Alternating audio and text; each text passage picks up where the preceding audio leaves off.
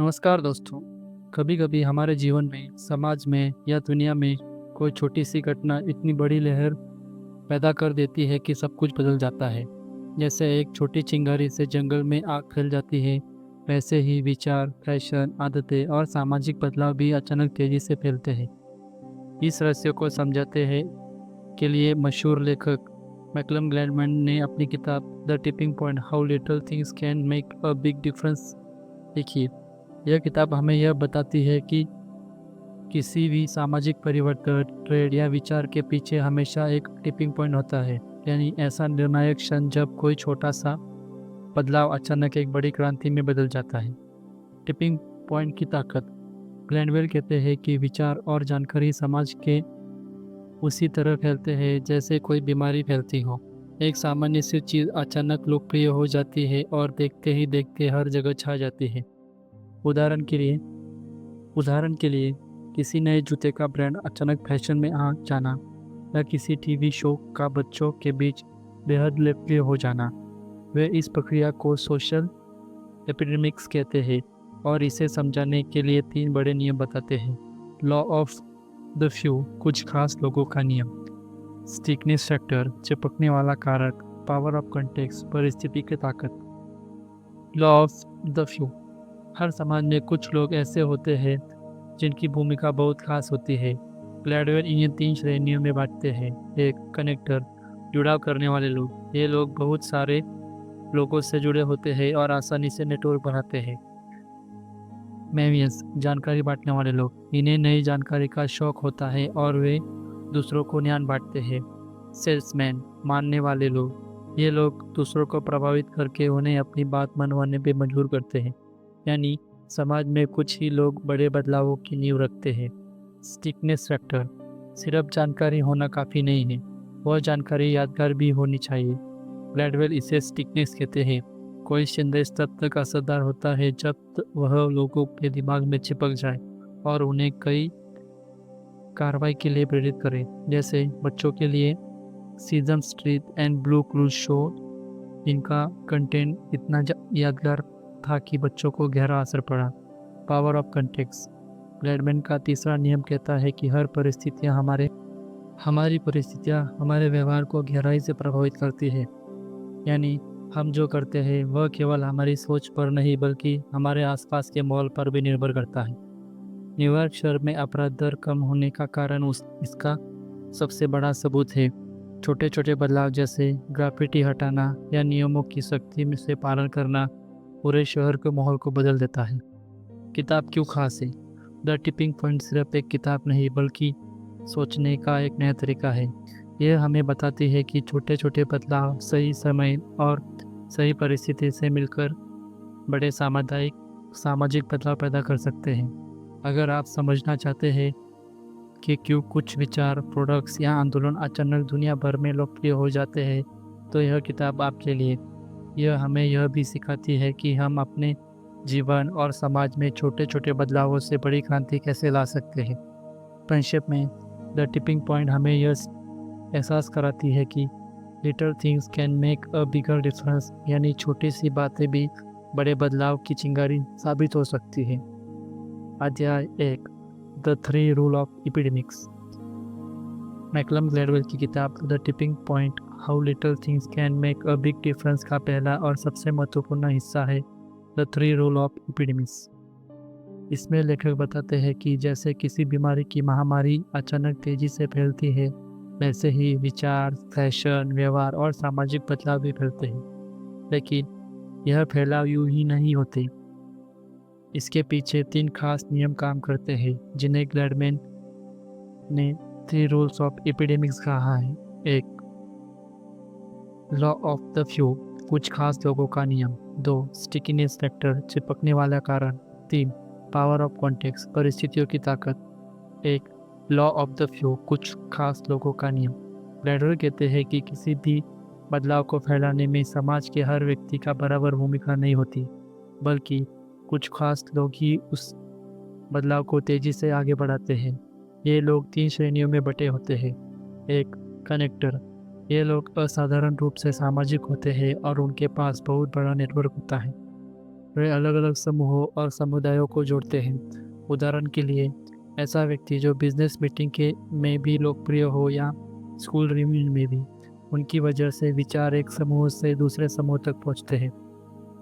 मेवियंस, ज्ञान बांटने वाले लोग, ये वे लोग होते हैं जिन्हें नई जानकारी प्राप्त करना पसंद है और जो हमेशा दूसरों को सटीक और उपयोगी जानकारी देते हैं।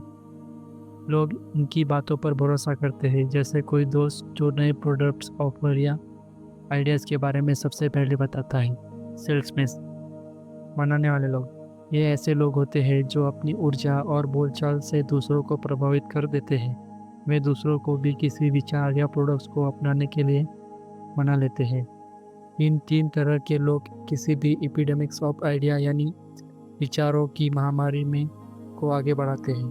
2. स्टिकीनेस फैक्टर, चिपकाने वाला कारक। किसी विचार, प्रोडक्ट्स या संदेश के लोकप्रिय होने के केवल लोगों तक पहुंचाना काफ़ी नहीं है। जरूरी है कि वह संदेश यादगार और प्रभावशाली हो, यानी लोगों के दिमाग में चिपक जाए। ग्लैडवेल इसे स्टिकीनेस फैक्टर कहते हैं। यह तय करता है कि कोई संदेश या आइडिया कितना असरदार है और लोग इसे कितनी देर तक याद रखेंगे। उदाहरण के लिए, बच्चों के TV show Sesame Street and the Blue's Clues, इन कार्यक्रमों की सामग्री इतनी रोचक और प्रभावी थी कि बच्चों ने न केवल उसे पसंद किया बल्कि उससे सीखना भी हासिल किया। यानी स्टिकनेस उन्हें लंबे समय तक सफल बनाए रखती है। स्टिकनेस का मतलब है ऐसा कंटेंट तैयार करना जो गहराई तक असर डाले और लोगों को कार्रवाई करने के लिए प्रेरित करे। 3. Power of context. ग्लैडवेल का तीसरा नियम कहता है कि इंसानों का व्यवहार केवल उनके दिमाग या विचारों पर आधारित नहीं होता। वे ब्रोकन विंडो थ्योरी का उदाहरण देते हैं। न्यूयॉर्क शहर में 1990 के दशक में अपराध दर तेजी से कम हुई। इसका बड़ा कारण यह था कि पुलिस ने छोटे अपराधों पर ध्यान देना शुरू किया, जैसे बिना टिकट ट्रेन में सफ़र करना या दीवारों पर क्रिप्टिंग करना। इससे माहौल बदल गया और बड़े अपराध भी घटने लगे। यानी जब आप वातावरण और परिस्थितियां बदलती है तो लोग का व्यवहार भी बदल जाता है। छोटी सी परिस्थितियां भी बड़े बदलाव की चिंगारी साबित हो सकती है। द 3 रूल ऑफ एपिडेमिक्स हमें यह सिखाते हैं कि सामाजिक बदलाव अचानक और तेजी से फैलते हैं, लेकिन उनके पीछे गहरे कारण होते हैं। लॉ ऑफ द फ्यू बताता है कि बदलाव कुछ खास लोगों के जरिए फैलते हैं। स्टिकीनेस फैक्टर बताता है कि बदलाव को असरदार बनाने के लिए संदेश यादगार होना चाहिए। पावर ऑफ कंटेक्स्ट बताता है कि माहौल और परिस्थितियां इंसानों के व्यवहार को बदल सकती हैं। यह अध्याय हमें यह सोचने पर मजबूर करता है कि छोटे छोटे लोग, विचार और परिस्थितियां मिलकर कैसे बड़े बदलाव की लहर पैदा कर देते हैं। अध्याय 2, law of few. McCullum Gladwell की किताब द टिपिंग पॉइंट का दूसरा महत्वपूर्ण हिस्सा है लॉ ऑफ द फ्यू। इस नियम का मूल विचार यह है कि समाज में हर व्यक्ति का प्रभाव समान नहीं होता। किसी भी विचार, प्रोडक्ट्स या ट्रेंड के अचानक फैलने के पीछे ज़्यादातर योगदान केवल कुछ खास लोगों का होता है। ये लोगों बाकी लोगों से अलग होते हैं। उनकी सामाजिक ताकत इतनी अधिक होती है कि वे किसी भी विचार को तेजी से फैला देते हैं। ग्लैडमैन कहते हैं कि महामारी की तरह विचारों को की भी एक सामाजिक संरचना होती है और उसे फैलाने का काम इन खास लोगों के कंधे पर होता है। 3 तरह के खास लोग। लेखक ने लॉ ऑफ फ्यू के अंतर्गत 3 प्रमुख लोगों का जिक्र किया है। कनेक्टर, जुड़ाव करने वाले लोग। कनेक्टर्स वे लोग होते हैं जिनका सामाजिक दायरा बहुत बड़ा होता है। वे अलग अलग वर्ग, पेशे और पृष्ठभूमि के लोगों से जुड़े होते हैं। उनकी खासियत है कि वे विभिन्न समूहों के बीच ब्रिज का काम करते हैं। उदाहरण, अगर आपके किसी दोस्त को शहर में हर जगह लोग जानते हो, चाहे वह बिजनेस हो, कॉलेज हो या पार्टी, तो वह कनेक्टर है। किसी भी नए विचार या प्रोडक्ट्स को एक समूह से दूसरे समूह तक ले जाना कनेक्टर्स की भूमिका अहम है। 2. मेवियन, ज्ञान बांटने वाले। मेवियंस ऐसे लोग होते हैं जिन्हें नई नई जानकारी इकट्ठा करने का शौक होता है। वे रिसर्च करते हैं, पढ़ते हैं और फिर दूसरों को जानकारी देते हैं। उनकी ईमानदारी और ज्ञान के कारण लोग उन पर भरोसा करते हैं। उदाहरण, जब नया मोबाइल फ़ोन लॉन्च होता है और आपको कोई दोस्त उसकी सभी खूबियाँ और खामियां के बारे में डिटेल बताता है, तो वह मेवियन है। मेवियंस समाज में जानकारी फैलाने वाले डेटाबेस की तरह होते हैं। वे लोगों को यह तय करने में मदद करते हैं कि क्या सही है और क्या नहीं। 3. सेल्समैन, मानने वाले लोग। सेल्समैन ऐसे लोग होते हैं जिनमें अद्भुत करिश्मा और मनाने की शक्ति होती है। वे अपनी बातचीत और व्यक्तित्व से लोगों को प्रभावित कर देते हैं। उनकी ऊर्जा और विश्वास लोगों को नए विचार को अपनाने के लिए प्रेरित करता है। उदाहरण, कोई ऐसा दोस्त जो आपको किसी प्रोडक्ट्स को खरीदने या किसी ट्रेंड्स को अपनाने में तुरंत मना ले। सेल्समैन असल में विचारों के प्रेरक प्रचारक होते हैं जो लोगों को उत्साहित करके बदलाव की ओर धकेलते हैं। क्यों जरूरी है फ्यू? लैंडमैन बताते हैं कि किसी भी बदलाव बल्कि सही फ्यू पीपल्स यानी कनेक्टर में वन और सेल्समैन सक्रिय हो जाए तो वही बदलाव का टिपिंग पॉइंट बन सकता है। यह सिद्धांत उसी तरह काम करता है जैसे किसी बीमारी के फैलने के लिए ज़रूरी है सुपर स्प्रेडर लोग, यानी कुछ ही लोग जो पूरी आबादी को प्रभावित कर सकते हैं। वास्तविक उदाहरण, ब्लैडमैन किताब में कई उदाहरण देते हैं।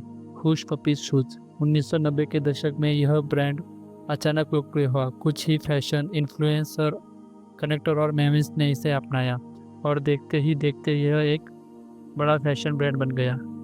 पॉल रेवल राइट्स, अमेरिका इतिहास में पॉल रेवियर ने ब्रिटिश सेना के आगमन की अखबार फैलाने की बड़ी भूमिका निभाई। उनकी नेटवर्किंग और जुड़ाव शक्ति के कारण लोग तेजी से एकत्रित हो गए। लॉ ऑफ द फ्यू हमें यह सिखाता है कि बड़े बदलाव के लिए हमेशा भीड़ की जरूरत नहीं होती, बल्कि सही समय पर सही लोगों का प्रभाव ही किसी विचार को महामारी की तरफ फैला देता है। कनेक्टर बदलाव को एक जगह से दूसरी जगह ले जाते हैं। मेमेंस लोगों को सटीक और भरोसेमंद जानकारी देते हैं। सेल्समैन लोगों को मनाकर उन्हें उस बदलाव का हिस्सा बना देते हैं।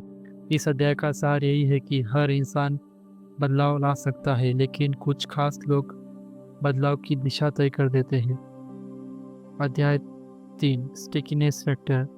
मैकलम ग्लैडवेल की किताब द टिपिंग पॉइंट का दूसरा बड़ा नियम है स्टिकीनेस फैक्टर। इसका अर्थ है किसी भी संदेश, विचार या प्रोडक्ट्स पर वह गुण जो लोगों के दिमाग में लंबे समय तक चिपके जाए और उन्हें कार्रवाई करने कर मजबूर करें। ग्लैडवेल कहते हैं कि केवल जानकारी देना या किसी विचार को फैलाना पर्याप्त नहीं है। असली बदलाव तब आता है जब वह संदेश लोगों के मन और भावनाओं पर गहरी छाप छोड़ता है।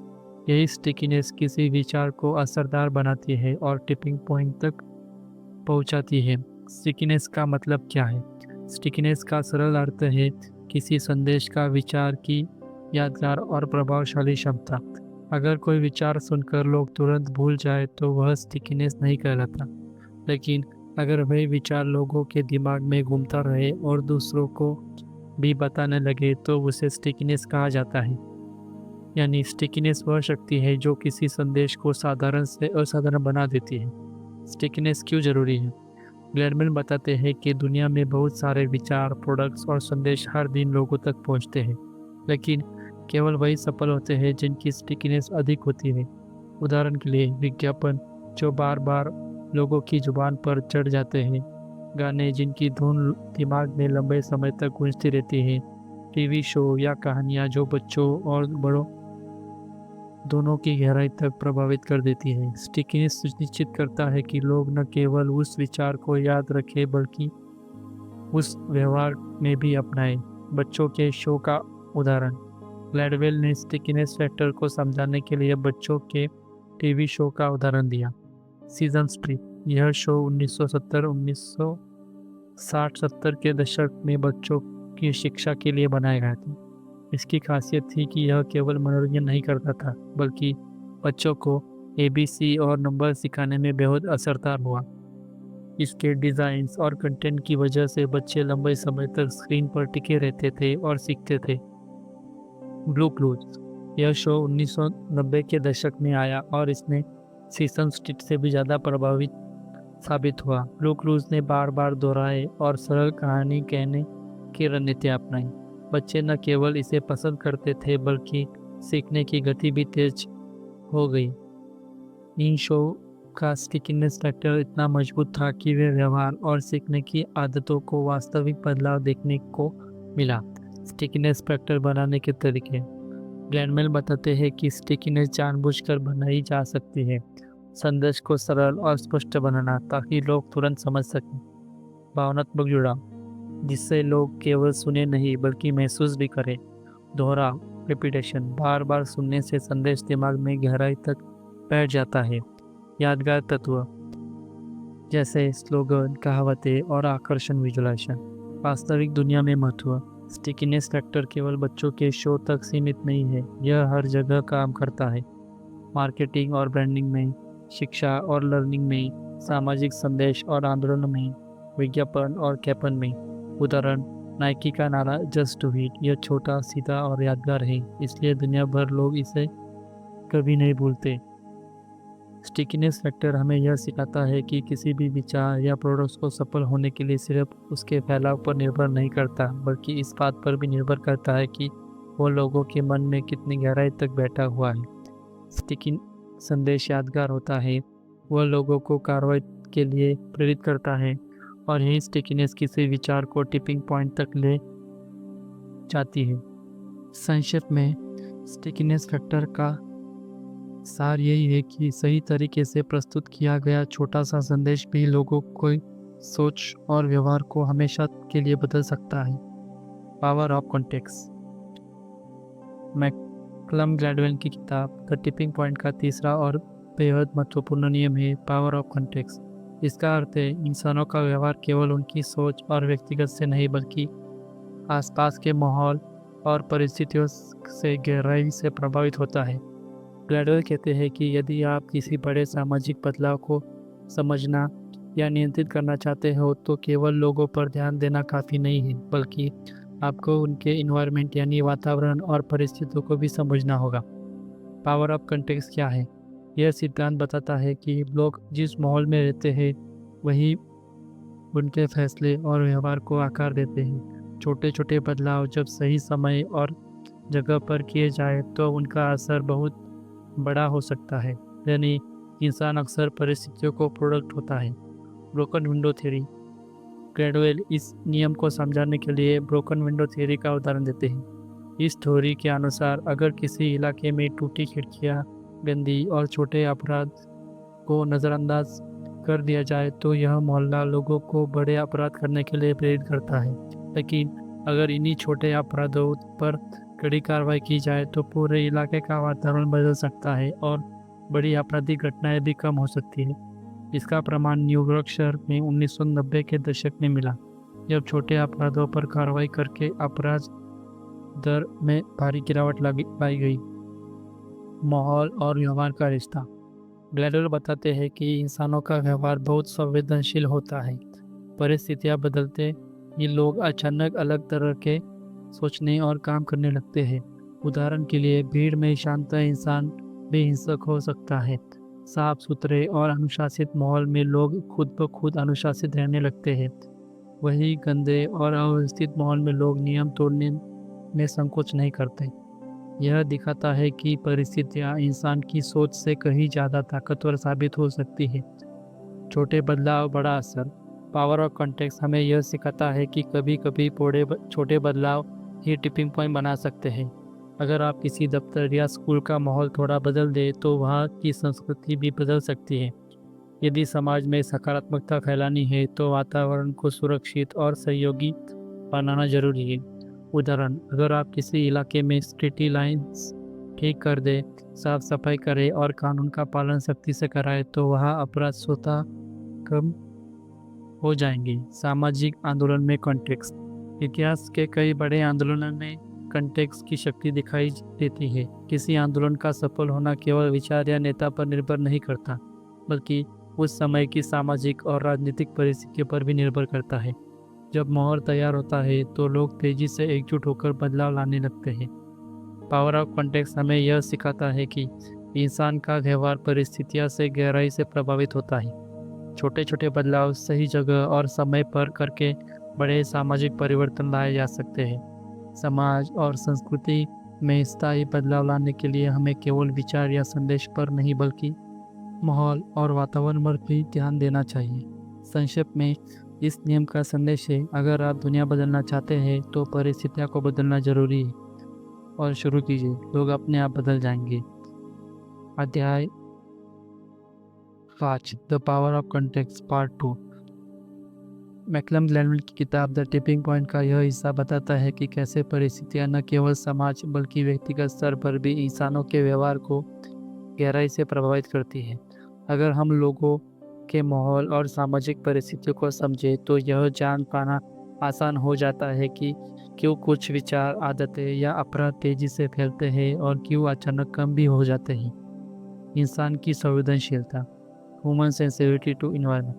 ग्रेडवेल कहते हैं कि इंसान का व्यवहार बेहद संवेदनशील होता है। छोटी सी परिस्थितियां भी उनके फैसले और कार्यों को बदल सकती हैं। उदाहरण के लिए, अगर सड़क पर साफ सफाई हो, लाइटें जल रही हो और नियम का पालन हो रहा हो तो लोग खुद ही भी अनुशासित रहते हैं। लेकिन अगर मोहल्ला गंदा और अव्यवस्थित हो तो वही लोग नियम तोड़ने में सहज हो जाते हैं। यह दर्शाता है कि इंसानों का स्वभाव स्थायी नहीं होता बल्कि परिस्थितियों के अनुसार बदलता रहता है। न्यूयॉर्क का अपराध घटाने का उदाहरण पिछले अध्याय में ब्रोकन विंडो थ्योरी समझाई गई थी। इस भाग में ग्लैंड विस्तार ने बताते हैं कि 1990 के दशक में न्यूयॉर्क में अपराध दर इतनी तेजी से क्यों घटी। पुलिस ने छोटे छोटे अपराधों पर ध्यान देना शुरू किया, जैसे बिना टिकट ट्रेन में सफ़र करना, सड़क पर गंदगी करना या ग्राफिटी बनाना। इन छोटे बदलावों से लोगों को संदेश मिला कि नियम तोड़ने पर सजा मिलेंगी। धीरे धीरे वातावरण सुधरने लगा और बड़े अपराध में भी गिरावट आने लगी। यह एक स्पष्ट उदाहरण है कि माहौल में बदलाव लाने से समाज में गहरा असर पड़ता है। व्यक्तिगत व्यवहार पर कॉन्टेक्स्ट का असर। गैडवेल बताते हैं कि परिस्थितियां केवल समाज ही नहीं बल्कि व्यक्तिगत स्तर पर भी असर डालती है। प्रिजन एक्सपेरिमेंट, जेल प्रयोग। स्टैनफोर्ड यूनिवर्सिटी के एक प्रसिद्ध प्रयोग हुआ था। इसमें छात्रों को दो समूह में बांटा गया। एक को कैदी और दूसरे को गार्ड बना दिया गया। कुछ ही दिनों में गार्ड्स ने कठोर और अपमानजनक व्यवहार करना शुरू कर दिया, जबकि कैदी डर और निराशा से भर गए। यह प्रयोग दिखाता है कि माहौल इंसानों को उनकी असली पहचान से हटाकर बिल्कुल अलग तरह के व्यवहार करने पर मजबूर कर सकता है। यानी परिस्थितियाँ इतनी शक्तिशाली होती है कि वह छोटे अच्छे इंसान को भी बुरा और बुरे इंसान को भी अच्छा बना सकती है। 150 का नियम। इस अध्याय में ग्रैंडवेल एक महत्वपूर्ण सिद्धांत बताते हैं, रूल ऑफ 150। यह नियम कहता है कि इंसान अधिकतम 150 लोगों के साथ ही स्थायी और सार्थक रिश्ते बना सकता है। जब कोई समूह 150 से ज़्यादा होता है तो लोग एक दूसरे को बेहतर समझते हैं, जिम्मेदारी महसूस करते हैं और सहयोगी भी होते हैं। लेकिन जैसे ही समूह बड़ा होता है, व्यक्तिगत जुड़ाव कम होता है तो लोग उदासीन और गैर जिम्मेदार हो जाते हैं। इसका मतलब है कि समाज और संस्थाएं तभी प्रभावी ढंग से काम कर सकती है जब वे छोटे और नियंत्रित समूहों को संगठित कर सके। क्यों जरूरी है कॉन्टेक्स्ट को समझना। ग्रेडवेल इस अध्याय में जोर देते हैं कि यदि हम किसी सामाजिक समस्या जैसे अपराध, नशा या हिंसा को हल करना चाहते हैं तो हमें भी केवल व्यक्ति को दोष देने के बजाय उसके माहौल और परिस्थितियों को बदलने पर ध्यान देना होगा। एक सही माहौल में बुरा इंसान भी अच्छा बन सकता है और एक बिगड़े माहौल में अच्छा इंसान भी गलत राह पर जा सकता है। The power of context part 2 यह बताता है कि इंसान का व्यवहार बेहद नाजुक और परिस्थिति निर्भर होता है। छोटे बदलाव भी बड़े परिणाम ला सकते हैं। समाज की संरचना हमारे रिश्ते और जिम्मेदारियों को प्रभावित करती है। किसी भी सामाजिक समस्या को हल करने का सबसे असरदार तरीका है उसके कॉन्टेक्स्ट यानी माहौल को दबाना।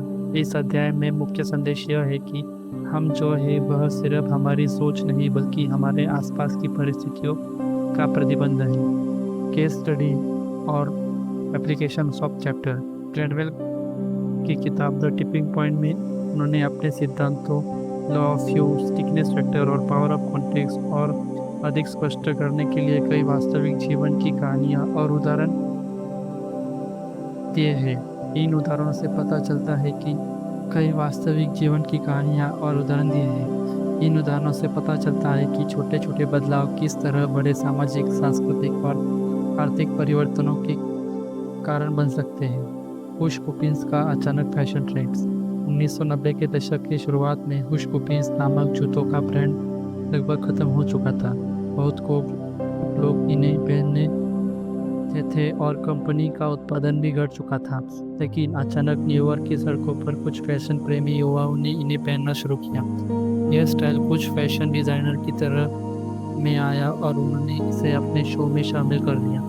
धीरे धीरे यह ट्रेंड पूरी अमेरिका में फैल गया और हुश पपीज की फिर से एक लोकप्रिय ब्रांड बन गया। यह दिखाता है कि कैसे छोटे समूह द्वारा शुरू किया गया एक फैशन अचानक टिपिंग पॉइंट तक पहुंचकर पूरे समाज में छा गया। न्यूयॉर्क में अपराध का दर घटना। ग्रैंडवेल बताते हैं कि 1990 के दशक में न्यूयॉर्क शहर में अपराध दर तेजी से घटा। पुलिस ने बड़े अपराधी पर ध्यान देने से पहले छोटे अपराधों को रोकने की रणनीति अपनाई, जैसे बिना टिकट ट्रेन में सफ़र करना, ड्रिफ्टिंग बनाना और छोटे पैमाने पर नियम तोड़ना। जब इन छोटी बातों पर सख्ती की गई तो माहौल बदल गया और बड़े अपराध भी अपने आप घटने लगे। द पावर ऑफ कंटेक्स्ट का एक बेहतरीन उदाहरण है कि अगर माहौल सुधारा जाए तो समाज पर गहरा असर पड़ता है। सीसम स्ट्रीट और ब्लू पुलिस का असर। टीवी बच्चों के सीखने और आदतों पर कितना असर डाल सकता है, इसे समझाने के लिए क्लेवर्ड ने 2 प्रसिद्ध शोज का उदाहरण दिया। सीसम स्ट्रीट, यह शो बच्चों की शिक्षा देने के लिए उद्देश्य से बनाया गया था। शो में गाने, कहानियाँ और पात्र का ऐसा मिश्रण था कि बच्चों को पढ़ाई गई मज़ेदार न लगी। इसकी स्टिकीनेस फैक्टर इतनी मजबूत थी कि बच्चों ने न सिर्फ देखते बल्कि सीखी हुई बातें याद भी रखते थे। ब्लू क्लूज, इस शो ने सीखने की तकनीक को और आसान बना दिया। इसे एक ही एपिसोड को बार बार दिखाया जाता ताकि बच्चे उनसे सिखाई गई चीज़ों को और गहराई से समझ सकें। इसे दोहराव से बच्चों को गहरा असर पड़ा और शो अत्यधिक सफल हुआ। यह दिखाता है कि सही कंटेंट और सही प्रस्तुति एक संदेश को अविश्वसनीय और असरदार बना देती है। अफ्रीका में एड्स का प्रसार। ग्रैंडवेल ने यह भी बताया कि कुछ बीमारियां भी सामाजिक नेटवर्क और कनेक्टर की वजह से तेजी से फैलती हैं। अफ्रीका में एड्स का प्रसार केवल व्यक्तिगत कारणों से नहीं बल्कि सामाजिक संरचना और रिश्तों की वजह से भी हुआ। कुछ सुपर स्प्रेडर यानी ऐसे लोगों जिनके बहुत सारे जीवन साथी थे, उन्होंने बीमारी को बड़ी संख्या में लोगों तक पहुंचा दिया। यह लॉ ऑफ फ्यू का गंभीर उदाहरण है, जहां कुछ लोगों ने बीमारियों को महामारी में बदल दिया। पॉल रिवर्स राइड, अमेरिकी इतिहास का एक और उदाहरण है पॉल रिवियर की सवारी। जब ब्रिटिश सेना हमला करने आ रही थी तो पॉल रिवियर ने रात भर घोड़े पर यात्रा कर ग्रामीणों को चेतावनी दी।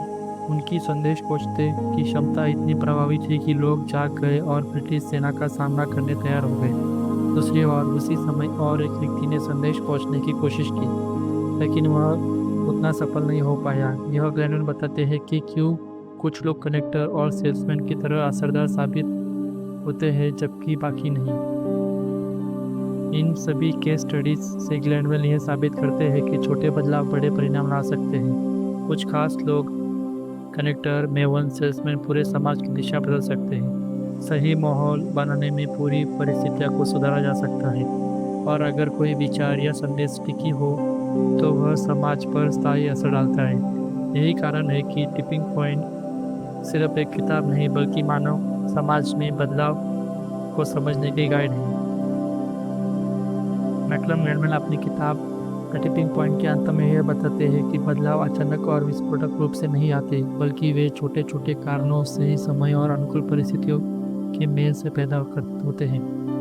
यह किताब हमें यह सिखाती है कि अगर हम इन कारकों को पहचान लें और सही तरीके से इस्तेमाल करें तो हम समाज, व्यापार, शिक्षा और यहाँ तक कि व्यक्तिगत जीवन में भी बड़े परिवर्तन ला सकते हैं। छोटे बदलाव, बड़े असर। ग्रैंडवेल कहते हैं कि दुनिया में कोई भी बड़ा परिवर्तन अचानक जादू से नहीं होता। इसके पीछे हमेशा छोटे छोटे ट्रिगर्स होते हैं। एक छोटा प्रेशर टेट पूरे देश को फैल सकता है। कुछ लोगों का व्यवहार पूरे समाज की दिशा बदल सकता है। किसी विज्ञापन या विचार की थोड़ी सी स्टिकीनेस लोगों की सोच को स्थायी रूप से प्रभावित कर सकती है। इसका मतलब है कि हम बड़े बदलाव लाने के लिए हमेशा बड़े संसाधनों की आवश्यकता नहीं होती, बल्कि सही जगह किए गए छोटे कदम ही टिपिंग पॉइंट ला सकते हैं। 3 मुख्य नियमों की शक्ति। ग्रैंडवेल इस निष्कर्ष से में फिर 3 नियमों की याद दिलाते हैं। लॉ ऑफ फ्यू, बदलाव कुछ खास लोग ही लाते हैं। स्टिकीनेस फैक्टर, संदेश तभी असरदार होता है जब वह यादगार और प्रभावी हो। पावर ऑफ कॉन्टेक्स्ट, सही माहौल और परिस्थितियाँ किसी भी बदलाव को जन्म देती और उन्हें बढ़ाती है। यह तीनों नियम मिलकर किसी विचार, प्रोडक्ट्स और या आंदोलन को टिपिंग पॉइंट तक पहुंचा देते हैं। ध्यान की जरूरत है। ब्रैंडमैन जोर देते हैं कि किसी भी विचार या योजना को सफल बनाने के लिए हमें बिखरने की बजाय फोकस रहना चाहिए। हमें पहचानना होगा कि कौन सी छोटी चीज़ें बड़ा बदलाव ला सकती हैं। एक सही समय पर किया गया छोटा प्रयोग बड़े बड़े अभियानों से ज़्यादा असरदार हो सकता है। प्रयोग और परिभाषा। परीक्षण। कोई भी विचार या अभियान एक तरह से परफेक्ट नहीं होता। हमें लगातार छोटे छोटे परीक्षण करने चाहिए। किसी संदेश में स्टिकीनेस है, किसी समूह में कनेक्टर सक्रिय है, किसी माहौल में ज़्यादा प्रभाव होती है। यह सब हमें टेस्ट करने का पता चलता है। धीरे धीरे सही पैटर्न मिलने पर विचार तेजी से फैलने लगते हैं। यानी सफलता का रहस्य है लगातार छोटे छोटे प्रयोगों का सुधार। विश्वास की ताकत।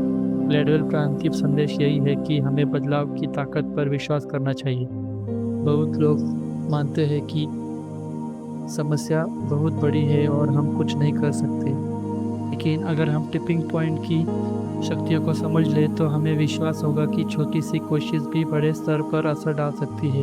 उदाहरण के लिए न्यूयॉर्क का अपराध घटना, क्विज पुशिंग का फैशन बनना या छोटे बच्चों को शैक्षणिक कार्यों का असर, यह सब हमें सिखाते हैं कि बदलाव संभव है। किताब का सबसे बड़ा सबक यह है कि little things can make a big difference, यानी छोटी चीज़ें भी बड़ा अंतर ला सकती हैं।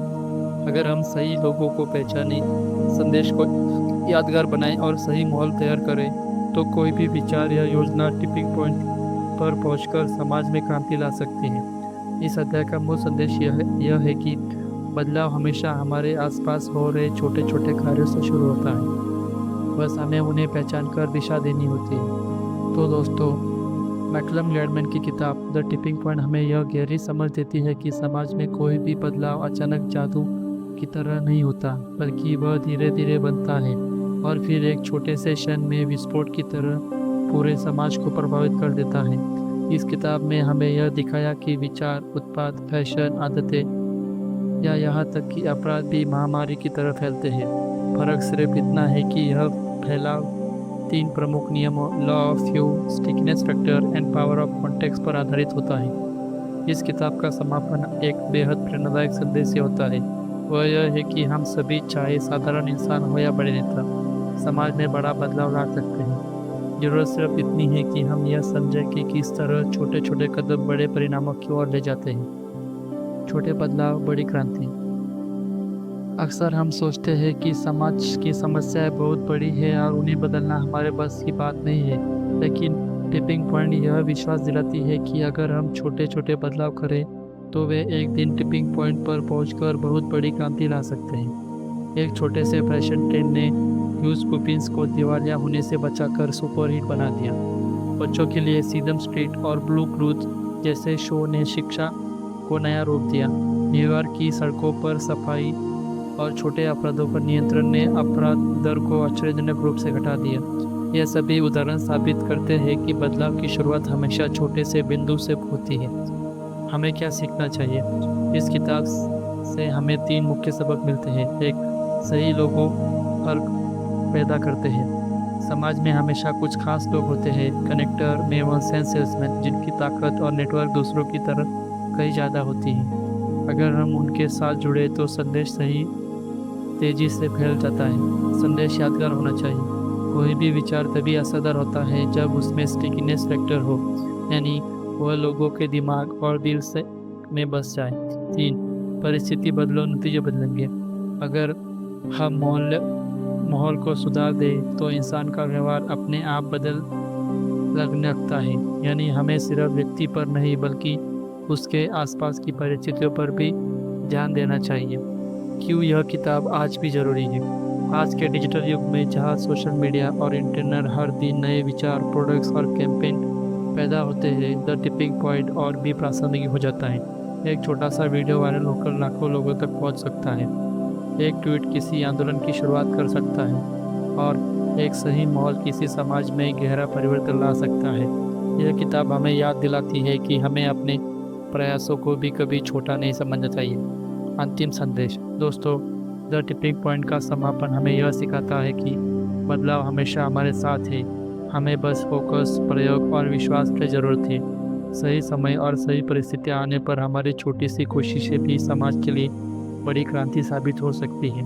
तो अगली बार जब आपको लगे कि आपकी कोशिश बेकार हो तो इस किताब को याद कीजिए, क्योंकि हो सकता है कि आपकी वही कोशिश किसी दिन टिपिंग पॉइंट पर पहुंचकर दुनिया बदल दे। तो दोस्तों, यह था टिपिंग पॉइंट का पूरा सारांश। अगर आपको यह वीडियो पसंद आया हो तो लाइक और शेयर कीजिए। कमेंट करके बताइए कि इस किताब ने सबसे बड़ा सबक क्या सीखा। और हाँ, चैनल सब्सक्राइब करना मत भूलिए, क्योंकि हम आपके लिए और भी बेहतरीन किताबों के सारांश लेकर आते रहेंगे।